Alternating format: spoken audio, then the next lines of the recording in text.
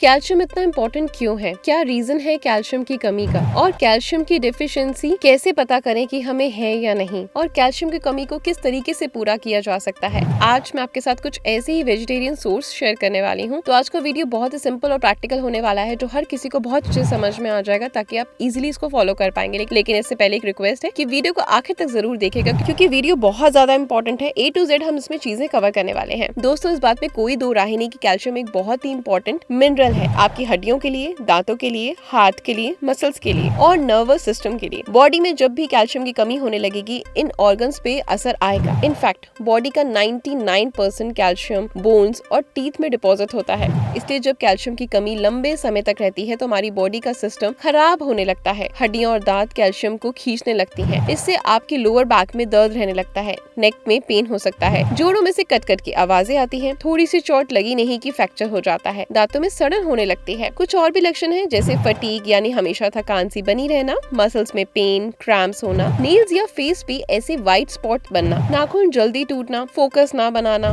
नींद ठीक से ना आना, ये सब कैल्शियम की कमी के लक्षण हैं। अगर कैल्शियम की कमी पूरी ना की जाए तो हड्डियां पतली होती जाती हैं, जिससे आर्थराइटिस हो सकता है। साइंटिफिक स्टडी बताती है कैल्शियम की कमी से सोराइसिस और एक्जिमा जैसी प्रॉब्लम के चांसेस भी कई गुना बढ़ जाते हैं। स्टडीज में ये भी सामने आया है कि जिन वुमेन ने 2 महीने तक लगातार कैल्शियम का सेवन करा, उन्हें PMS प्रॉब्लम जैसी चिड़चिड़ापन बहुत कम हो गया। लेकिन सवाल ये उठता है कि कैल्शियम की कमी होती क्यों है? हर रोज बढ़िया से सब कुछ चल रहा है, फिर क्यों? कुछ कारण बड़े साफ हैं। सबसे पहले तो ये कि डाइट में कैल्शियम ना होना। दूसरा ये कि हम कैल्शियम रिच फूड्स खाते तो हैं, लेकिन बॉडी एब्जॉर्ब नहीं कर पाती। ये तब होता है जब आपका पेट खराब हो या आप कुछ ऐसी दवाइयाँ खा रहे हो जिसमें कैल्शियम एब्जॉर्प्शन रुक जाती है। बाकी स्टडी में ये मानते हैं कि स्मोकिंग, अल्कोहल, बहुत ज्यादा चाय कॉफी पीने से, एक्सेसिव शुगर इंटेक करने से बॉडी में कैल्शियम जाते हुए भी एब्जॉर्ब नहीं कर पाती। कैल्शियम की जब बात होती है तो दूध की याद आती है, लेकिन आजकल दूध की क्वालिटी बहुत ज्यादा डिग्रेड होती जा रही है। अगर दूध ना पचे यानी दूध पीने के बाद गैस बनने लगे, टॉयलेट जाना पड़े, तो समझो कैल्शियम एब्जॉर्ब नहीं हो रहा। इसलिए शेयर करती हूँ 5 ऐसे वेजिटेरियन फूड सोर्स जिनमें दूध से कहीं ज्यादा कैल्शियम है। पहला है चूना। दोस्तों, कैल्शियम शब्द आया है लैटिन के शब्द कैलस से, जिसका मीनिंग होता है चूना। ये बात सही है कि चूना डिफिशियंसी को खत्म करने का बेस्ट तरीका है, लेकिन लेना कैसे है ये बहुत इंपॉर्टेंट है। पहली बात ये कि चूना ईटेबल ग्रेड होना चाहिए, वो नहीं जो दीवारों पे कल को यूज होता हो, उसमें तो मुंह कट जाएगा। उसी चूने को प्योरीफाई किया जाता है, तब जाके ईटेबल बनता है। ये चूना आपको किसी भी पान की दुकान पे मिल जाएगा, किसी किराने की दुकान पे या फिर ऑनलाइन भी ले सकते हैं। इस ईटेबल चूने की आपने एक चुटकी बस लेनी है। बस आयुर्वेद में ऐसा ही लिखा गया है कि गेहूं के दाने जितना आपने चूना हर रोज दही में मिलाकर 15 से 20 दिन के लिए खाना है। इससे आपकी कैल्शियम की डिफिशियंसी की जो प्रॉब्लम आ रही हो बिल्कुल दूर हो जाएगी। ये इतना असरदार है। दही में इसलिए मिलाया क्योंकि एक तो ऑयली मीडियम से कैल्शियम जल्दी एब्जॉर्ब होता है, दूसरा दही खुद एक कैल्शियम का बढ़िया सोर्स है। आप दही नहीं लेना चाहते तो किसी सब्जी के ऊपर मिला लें। इस चूने को अगर आप पानी में मिलाकर लेंगे तो उतना असर नहीं करेगा। ये बड़ा कारण है क्योंकि कैल्शियम की गोलियां पानी से लेने से असर नहीं करती। इनफैक्ट पानी से कैल्शियम सप्लीमेंट लेने से पथरी होने के चांसेस ज्यादा बढ़ जाते हैं। नेक्स्ट आता है सफेद तिल। दोस्तों, 100 ml दूध में 125 मिलीग्राम कैल्शियम होता है, वहीं तिल के 100 ग्राम में 975 मिलीग्राम कैल्शियम होता है, जो कि ऑलमोस्ट 8 गुना। फिर भी हम दूध को ही कैल्शियम का बेस्ट सोर्स मानते हैं। यही नहीं, इसमें मैग्नीशियम भी भरपूर होता है, जो कैल्शियम की एब्जॉर्प्शन को बढ़ाता है। सर्दियों में तो आप आराम से सफेद तिल के लड्डू खा सकते हैं, तिल गुड़ की चिक्की खा सकते हैं, लेकिन गर्मी में तिल बहुत ज्यादा ना खाएं। ड्राई रोस्ट करके रख दें और 1 चम्मच जैसे आटे में गूंद लें, दूध के साथ लें, दलिया सब्जी में मिक्स कर दें। थोड़ी क्वांटिटी में लड्डू भी खा सकते हैं। तिल के कोल्ड प्रेस्ड ऑयल में खाना पका सकते हैं। आयुर्वेद में लिखा है कि अगर कोई तिल के तेल के साथ मसाज करके थोड़ी धूप में बैठ जाए तो उससे कैल्शियम के साथ साथ विटामिन भी मिलेगा। विटामिन डी कैल्शियम को एब्जॉर्ब करने में बहुत हेल्प करता है। नंबर 3 है कुत्थी की दाल। यस